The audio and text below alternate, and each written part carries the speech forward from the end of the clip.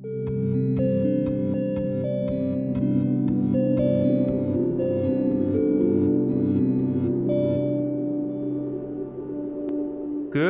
evening, ladies and gentlemen, and welcome back to the Skywalk Podcast.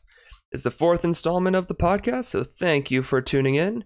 If you didn't listen to the previous episodes, I would recommend you check those out as well. But I am back and solo once again, unfortunately, on this episode, but we will hopefully get my co-host back in soon.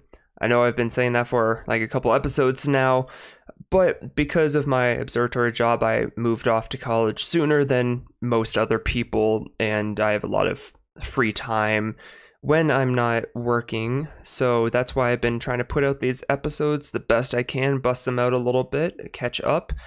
But school is starting up soon, which means everyone will be moving up here shortly. So I hope that we can be back in the regular swing of things within the next couple episodes.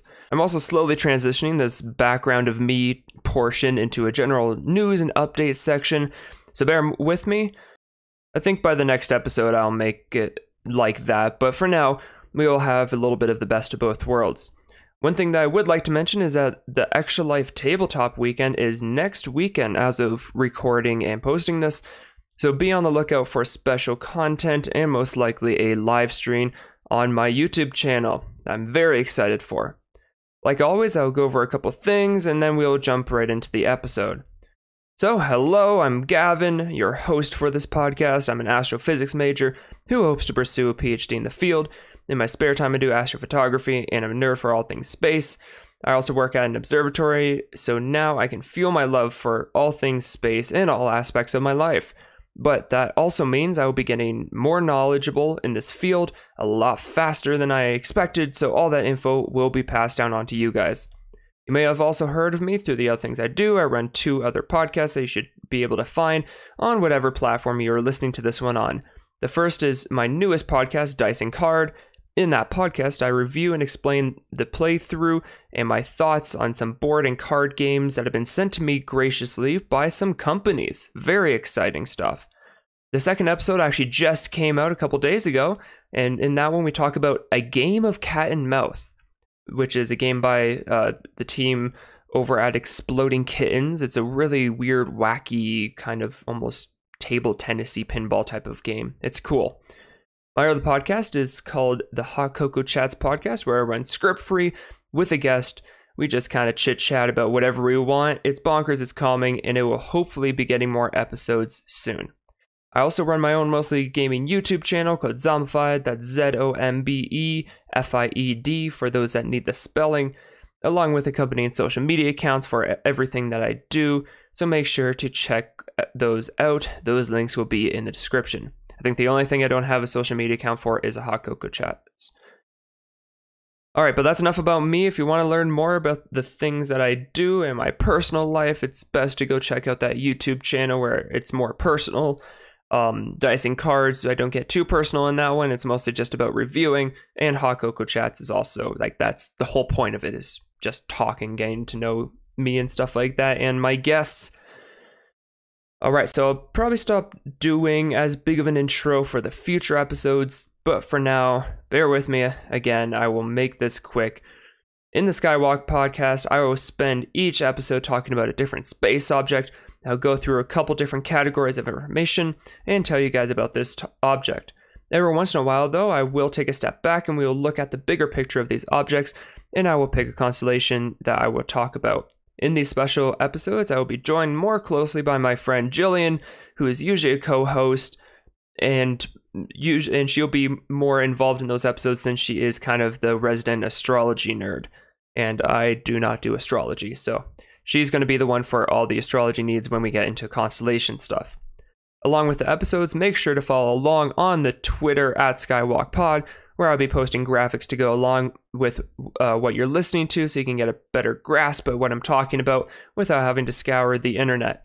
And if you're listening to this on YouTube, then there will be the graphic that I've posted for this episode on Twitter on the screen right now. So it'll just be sitting there so you guys don't have to do 2 things at once, since YouTube is it's a video thing, but my podcasts are audio right now. Now that we have a general understanding of how this show will run, let's go over what these so-called Messier objects are. So, Charles Messier was a French astronomer born June 26, 1730, as the 10th of 12 kids. As a young kid, Messier became fascinated with space objects after a few space events that happened in his town. At the age of 21, he joined the French Navy and would eventually begin working at an observatory in Paris. He continued his fascination in comets, eventually getting coined the nickname Comet Ferret by King Louis XV. In 1758, he noticed a strange cloudy patch in the constellation Taurus while observing a comet and took note of it to help astronomers not mistake it for a comet, and started cataloging other comet-like, quote, objects to avoid. The objects that he saw is known as NGC, or New General Catalog, 1952, but would eventually become known as Messier 1, or just plainly M1, which is the same kind of format I'm going to talk about all of these objects, or more commonly known today as the Crab Nebula, which the Crab Nebula is what the first episode of this podcast was on, so definitely go check that out. You also learn a lot more about Charles Messier. Messier died in 1817 and by then had created a list of 103 objects, but the Messier catalog would be revised in the 20th century to be at a total of 110. And so the last couple episodes, I mentioned that I don't know why we got those 7 extra objects and I didn't know where they came from. I have an answer for you guys now. So basically, his assistants and other researchers followed up on his side notes and other things that he was jotting down. And so astronomers were looking at those and basically came to the conclusion that he actually had 110 objects rather than 103. The 103 are official, what he said, these are my objects, but he noted down a lot of things, and given more advanced technology and understanding of the sky and whatnot, we actually think that it's 110 objects now. So that's where those other objects came from. I'm glad I could finally get an answer for you guys. Alright, that is all the backstory you guys will need as we embark on our journey through the stars. Hopefully everyone made it to this point, and if you are still conscious, then thank you. You're a cool person and get yourself a cookie for all your great work. As always, star cookies get bonus points. But enough chit-chat, let's get down to the nitty-gritty. But I will just make a little side note here. So all that I just went over didn't take too long. I was trying to get through it faster.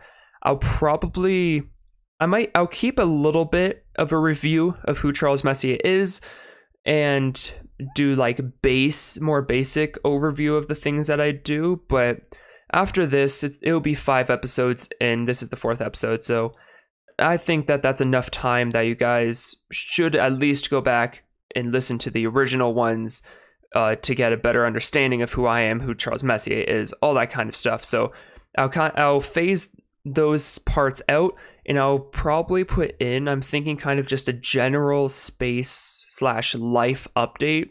So any fun things that are happening in my life or content that I've created, as well as any big space news that's happening. Like a couple weeks ago, or I don't know, very recently either way, within the last month, Saturn was in opposition, which is, I won't get too into, but basically means it's the brightest and most optimal viewing point for Saturn.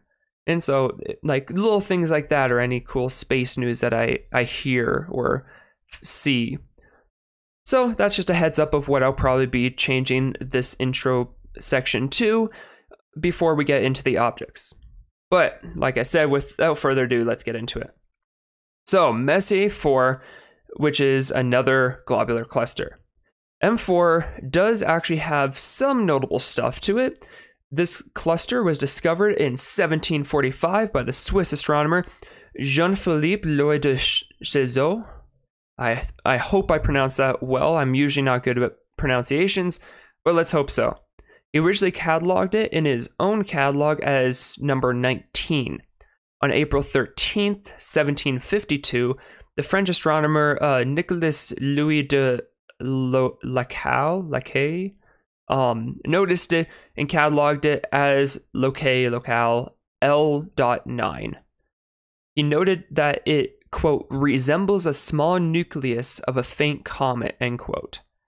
This description is likely due to the fact that the telescopes back then weren't exactly what they are today. And we've seen that in previous episodes about how different, as very quickly as technology advances, we can get better equipment.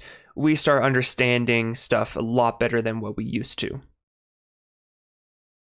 It was then cataloged by our own man, Charles Messier, on May 8th, 1746. It was actually the first and only globular cluster to have had its individual stars resolved by Charles Messier himself. Messier noted, quote, cluster of very small, faint stars. With an inferior telescope, it appears more like a nebula. This cluster is situated near Antares and on its parallel, end quote. So this is kind of cool.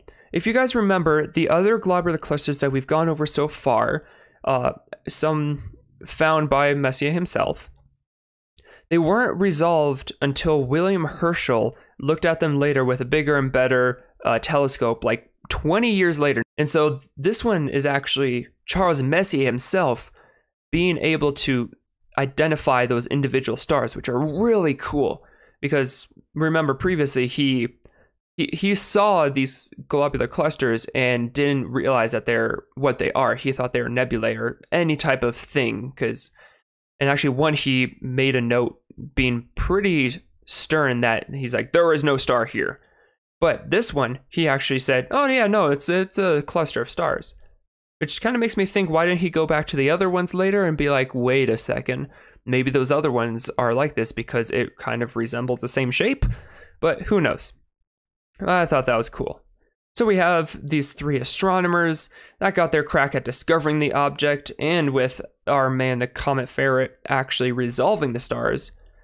But that's kind of where the discovery ends. These globular clusters are never usually as big of a discovery story as other stuff. Like, I know the Crab Nebula had a whole big history of discovery.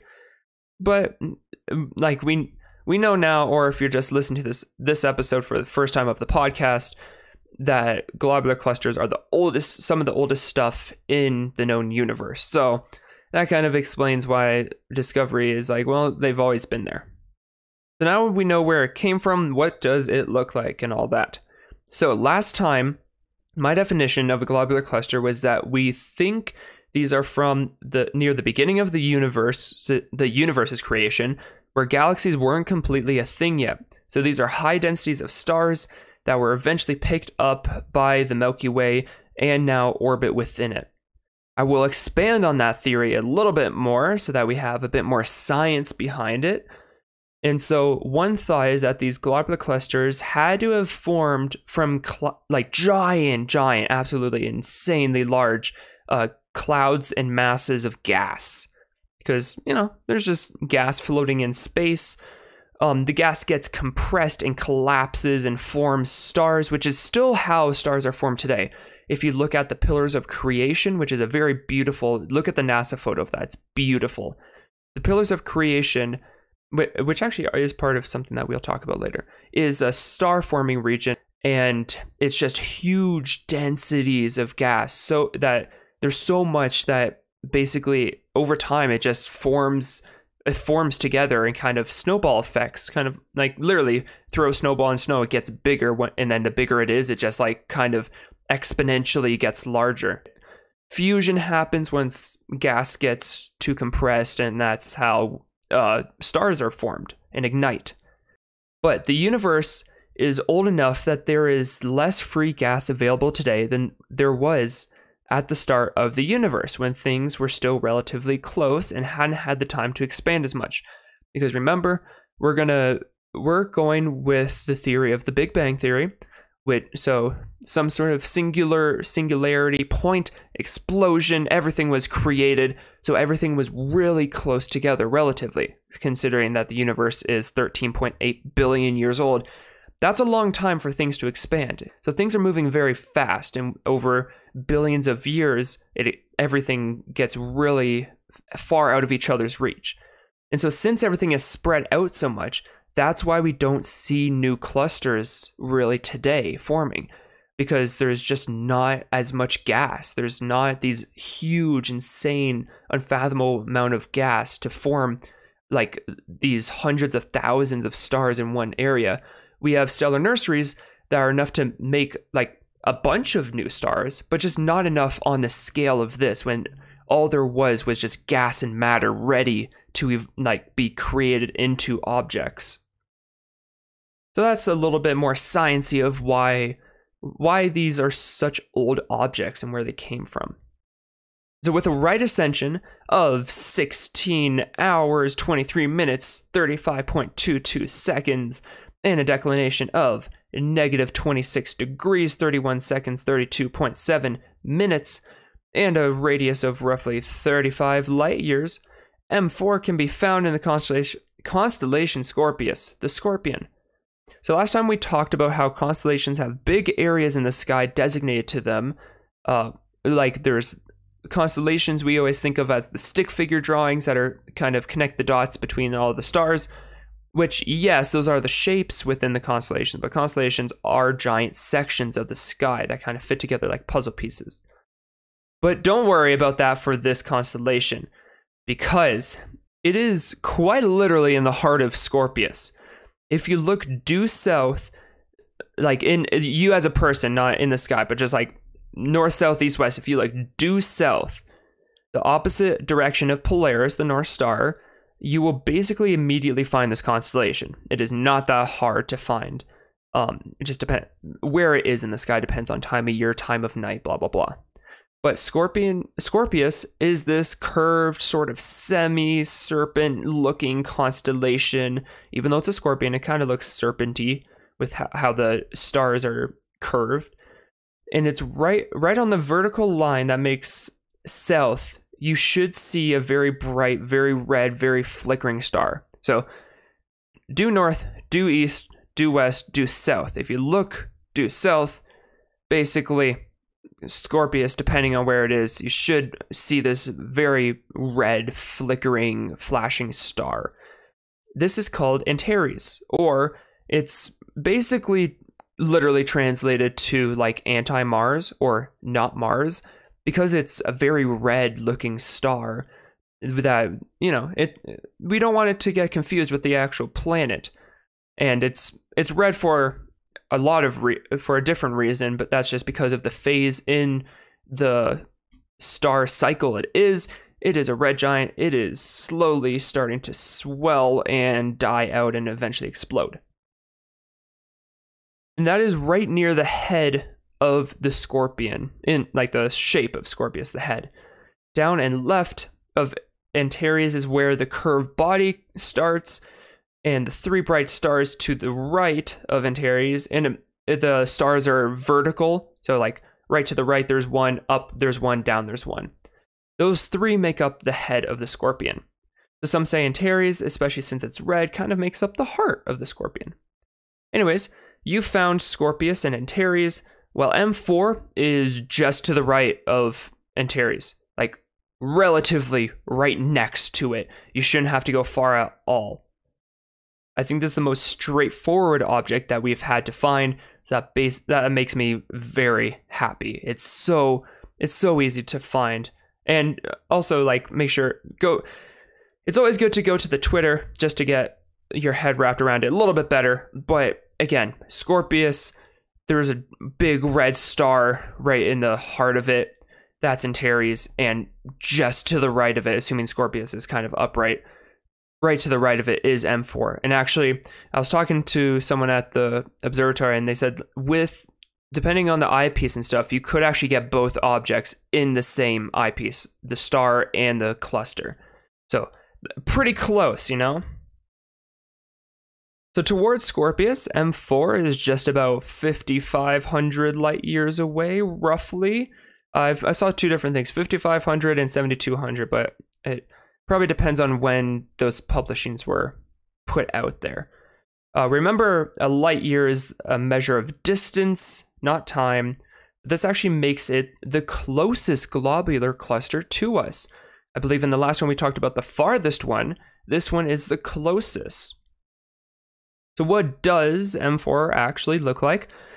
Well, while you check out the images on where it is located on the Skywalk Pod on Twitter, you can see an image of it, because again, I will put all of this in the same like collage photo on Twitter. But M4 looks pretty close to the other globular clusters, quite honestly. This means it is a giant, magnificent collection of stars in a very small area of the sky. As most things in space are, it is very circularly shaped, which is what makes it a globular cluster. Imagine you had a sheet of black construction paper and you sprinkled or drop a bunch of salt in the center. Every dot is a star. Different colors are different ages of stars.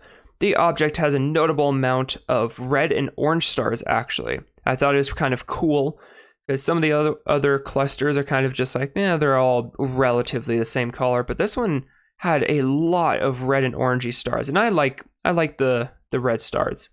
This cluster is a little less dense than the last one we covered, actually quite a lot less dense. M4 is estimated to house just a bit more than 100,000 stars. So last time we were talking about like 500,000. This one's only about 100,000 stars, which also makes it while globular clusters are huge in nature, it is a kind of a smaller one. But what is cool about it is that of those stars, they're up to like 40,000 white dwarf stars. I'll touch on what those are a little bit more. M4 has an apparent magnitude of positive 5.9, which puts it possibly technically in the realm of being able to see with the naked eye in a dark sky location with perfect weather. So before we had ones that were just over 6, because remember, the more positive the number, the harder it is to see. The more negative a number, the easier it is to see for us because it scales backwards. And so our eyes are able to see just around positive 6. And so this one is technically 5.9, which means that should be a lot better to see and easier to see. The only downside is that it's right next to Antares, which Antares is a bright star. So I feel like chances are you probably might not be able to see it because, like with the naked eye just looking, because of how bright the star is, that it will wash it out. But simple, small little telescope, set of binoculars even, you'll be able to see it no problem.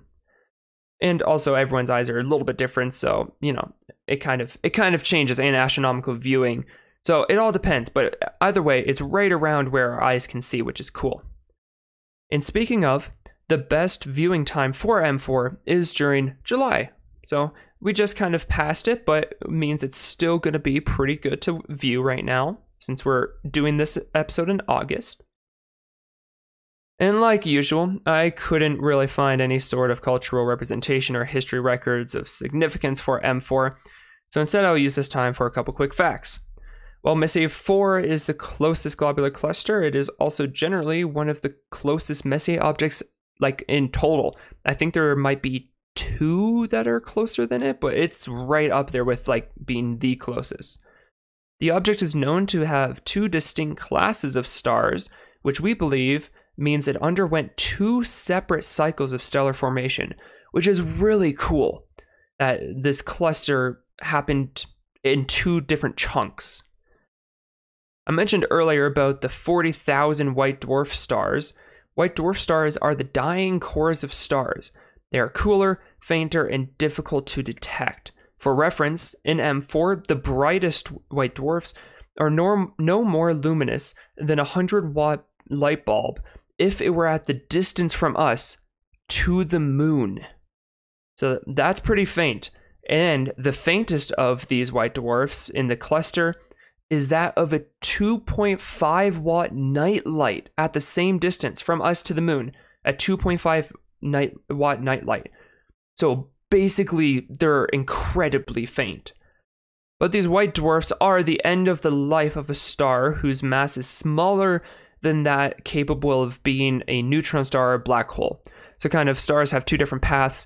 Either they're highly dense, a lot of mass in them, which create supernovae and these giant explosions with that leave neutron stars or black holes, or they're less massive, kind of like our sun, where they'll swell and they'll still like kind of explode and stuff, but they're not as magnificent as these supernovas that we always hear about.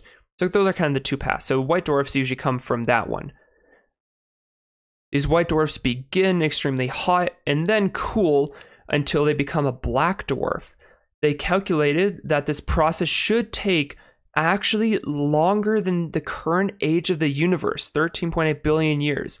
So that's why we actually don't see any black dwarfs yet. We see a lot of white dwarfs, but there's no black dwarfs because we think that this cooling process actually takes such an incredibly long time that we're just never going to be able to see them.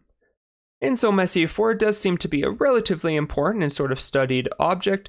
Last episode we talked about variable stars and M3 having like over 200 of them or something stupid. Yeah, M4 has 43 known variable stars. And then we have also learned previously that globular clusters are the oldest objects in our universe. M4 is estimated at around 12.2 billion years old. And so that can be compared to our universe at 13.8. And I think the oldest of the globular clusters are only listed as 13 billion years old.